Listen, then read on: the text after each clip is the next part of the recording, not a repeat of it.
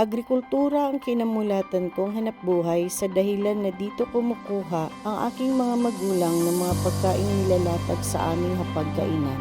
Sa klase ng buhay na meron kami, dito umusbong ang pagmamahal ko sa lupa o agrikultura. Dahil dito, naging layunin ko ang pagtuklas ng natural na paraan upang mapanatiling masigla ang lupa, makapag-ani ng marami habang pinapangalagaan ang kalikasan. Sinimulan ko ang masusing pananaliksik sa organikong pagsasaka.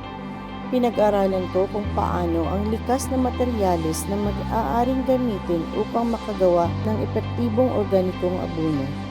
Nagawa kong gawing mas mayaman at kapaki-pakinabang ang lupa gamit ang compost mula sa likas na proseso.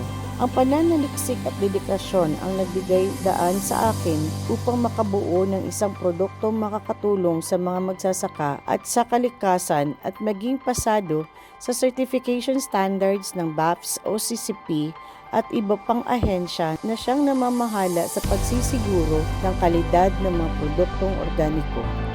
Matapos makuha ang mga sertifikasyon, inilunsad ko ang aking organikong abono sa merkado. Ngayon, mas marami ng magsasaka ang gumagamit ng produktong ito.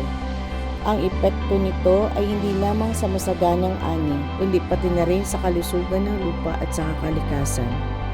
Bilang bahagi ng aking advokasya, nagsasagawa ako ng mga seminar upang ibahagi ang kaalaman sa organikong pagsasaka.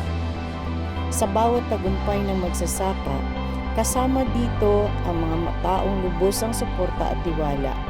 Isang taus-pusong pasasalamat sa kanilang lahat. Ito po si Ella Ibidal, isang magsasaka na patuloy na magsusulong ng organikong agrikultura para sa mas masaganang kinabukasan ng ating komunidad at kalikasan. Maraming salamat po at mabuhay ang magsasakang Pilipino.